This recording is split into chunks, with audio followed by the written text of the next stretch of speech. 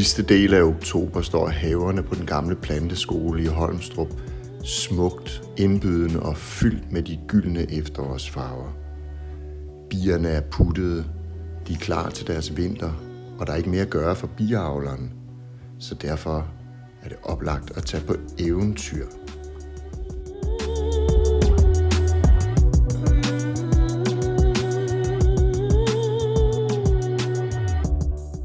Vi er blevet spurgt af Danmarks Biavlerforening, om vi vil tage til The National Honey Show i London og gøre reklame for Epimontia-konferencen i København i september 2025. Så derfor har vi pakket en kuffert med roll-ups, masser af brochurer og badges, og så er vi på rejse til London. Baked beans, English breakfast til vegetarerne. Lars Vitcher. På morgenmadscafé Escher, lige ved siden af The National Honey Show, hvor det skal være. Og det her, det er jo en af turens højdepunkter. Baked beans og toast, ja, med en vegetarisk twist. Ja, og med et par timer, så skal vi ned til The National Honey Show. Stil op, ja, og begynde at hilse på folk og ja, reklamere for Epimontia. Vi ses dernede. The National Honey Show bliver afholdt på Sandown Park Racecourse i Surrey, lige uden for London. Det er et stort sted, og det skal det også være, for The National Honey Show er velbesøgt, og i år kommer der 3.500 besøgende.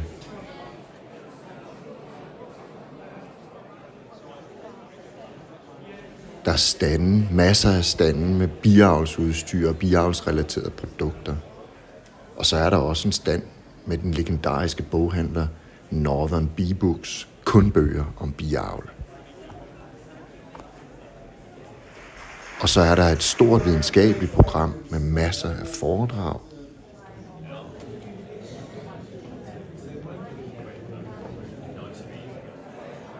Og på messen har vi fået en rigtig god plads og få sat en stand op, der fortæller en masse om Epimontia. Vi får travlt, der er mange, der gerne vil vide noget.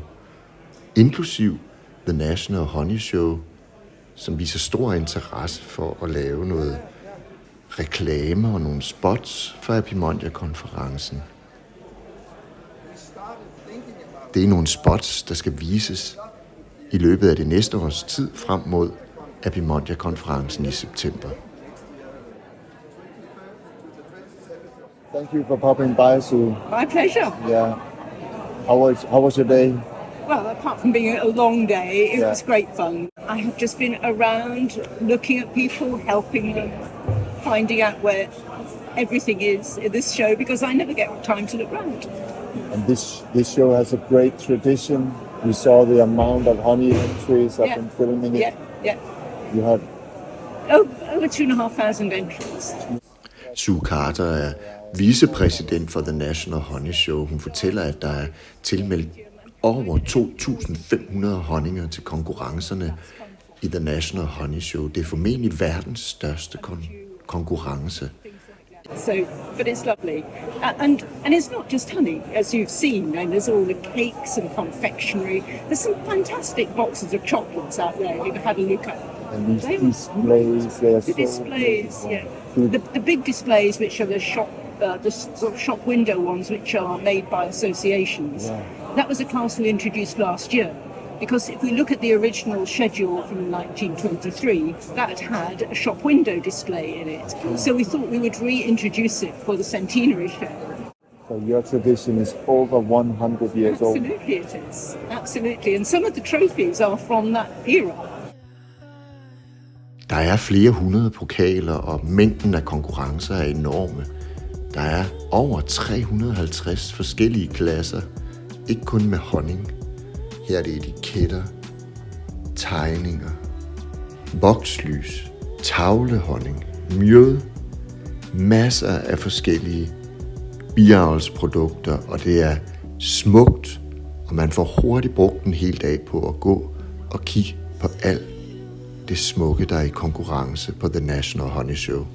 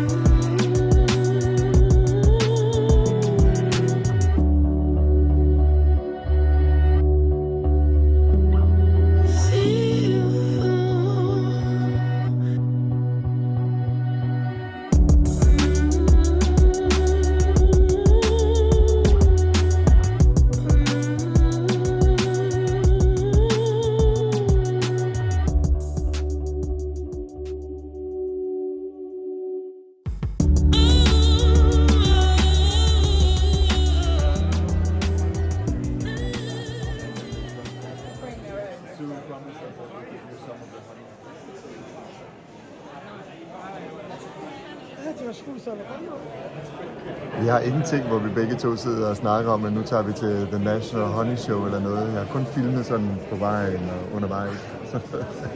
Men nu er vi her. Oh, this is where you are. Nice. Hello. Hello. Yes. I will immediately stop my selfie. 25 بكوبنهاجن بالدنمارك. مش بس رح تكون بكوبنهاجن بالدنمارك، رح تكون بالسويدن. Hvor stand møder vi Johnny fra Jar Honey. Johnny er fra Libanon, og vi har mødt ham på konferencen i Chile i 2023. Johnny spørger, om han skal lave en spot til de sociale medier, og det synes vi jo er en god idé. Det er rigtig hyggeligt at møde Johnny igen, og det med spotten viser sig at være en rigtig god idé i forhold til reklame for Epimondia, for Johnny har 100.000 vis af følgere og millioner af views på sine kanaler på internettet. It's Saturday morning, the last day of the National Honey Show 2024, and we have a special guest with us now, Lars, who's from Denmark, a beekeeper, and he's here to tell us about next year's Apimondia, which is going to be in Scandinavia, a collaboration between the three countries. Yeah, Denmark, Norway and Sweden. So where is the actual congress being held? It will be held in what's called Bella Center near Copenhagen. So it's very centrally located near an airport and near a big and beautiful city. So tell me, I've never been to an Apimondia. I am obviously completely deprived. So tell me, what happens there? So basically, Apimondia has the same elements as the National Honey Show where we are now. We have a huge fair. It's called a fair where all the companies, they are a huge Api Expo, we call it at the Apimondia. And actually all the stands, they are already sold out. It went very quickly. And there's a big lecture program, the lectures and workshops. It's 5 days. After the 5 days, we are also full in our heads and in our minds. So there are technical tours going out, buses, coaches, planes as well, somewhere in Denmark, but also in Norway and Sweden, where we go for visit some beekeeping operations somewhere. And of course, it's people from all over the world. So you walk there and you see people of all shades and colors and religions and cultures, but you have something in common with all of them. So there's a really nice atmosphere. If you haven't been there, I strongly recommend you to go next year. It's a good show. It's a good event. So you and Zufus are here on your stand downstairs talking to people about Apimondia, but also you're holding a workshop this afternoon. Tell us what you're going to talk about. So the workshop is all about honey and honey treatment and honey tasting as well. Because I don't know how it is here, but in Denmark, you're the normal people, and by normal people I mean non-beekeepers. You mean the consumers, the general consumers, public? They have one jar of honey, and they all think, well, honey, it's all the same. But we beekeepers, we know that honey is a wonderful and big and diverse world with so many tastes and flavors and different kinds of honeys. So we have a task, beekeepers, to educate our consumers that honey is a big world. And in order to do that, we need to become better ourselves to taste and to distinguish all the different tastes that we have in our honey. And that's what the workshop is about. We'll talk and we'll taste a lot of honey. We brought some honey from back home. We borrowed some honey from the contests, some really interesting honeys.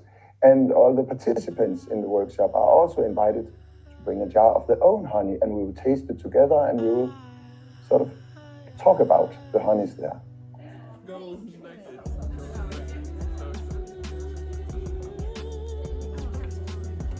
Og vi havde en rigtig god og udsolgt honningsensorik-workshop med masser af honningsmagning, masser af samvær og masser af energi og hygge. Og så er der jo det sociale samvær om aftenen. Sophus and I, we've met one of our very good friends, Paul Boyle from Ireland. And Paul, he's a man with a big heart, an extraordinary man who's already making ready or the Epimondia experience next year. The full Epimondia experience. Full Epimondia experience. So I'm getting my inner Viking, my Irish Viking. Yeah. So this is not my regular hat, but this is my Viking. But you expect it to be a little bit cold in Scandinavia? This is my hat organized for 2025 in Copenhagen. It's wonderful. I'm ready. We're touched about your commitment to this conference. Our respect for you has grown tremendously now. I don't know why. Okay. Thank you very much. Quite welcome. Yeah. We are really looking forward And to Copenhagen. thank you for giving us an invitation to this originally pop experience. No, it's good. Og da det viser sig, at Lars aldrig har været på pop i sit liv, ja, så træder Graham og poppens personale til, for det skal gå rigtigt for sig. The two things you get, one to be mild and one to be bitter. So this is very typical English pub drink. Okay. Well, Skål. cheers. Skål, everybody. Okay, Nice to meet you. Lars and Og så i England fik vi gjort en masse reklame for hjemmesiden www.beebonding.com, som er en slags Airbnb for biavlere. Og en mulighed for skandinaviske biavlere for at være værter, få sådan nogle spændende oplevelser og besøgende fra hele verden. Og for de engelske biavlere kunne det måske være en mulighed for at få nogle overnatninger, som ikke er helt så horribelt dyre som hotellerne i København. Og der var rigtig stor interesse for biebonding, fordi at noget af det, folk var mest nervøse for, det var faktisk prisniveauet i København. Så vi lovede de engelske biavlere at gøre en masse reklame for biebonding herhjemme, både til jer biavlere i København og omegn, der kunne have et ekstra gæsteværelse, men også til jer i hele landet, som kunne tilbyde et gæsteværelse før eller efter kongressen. www.beebonding.com. Gå ind og tjek det ud.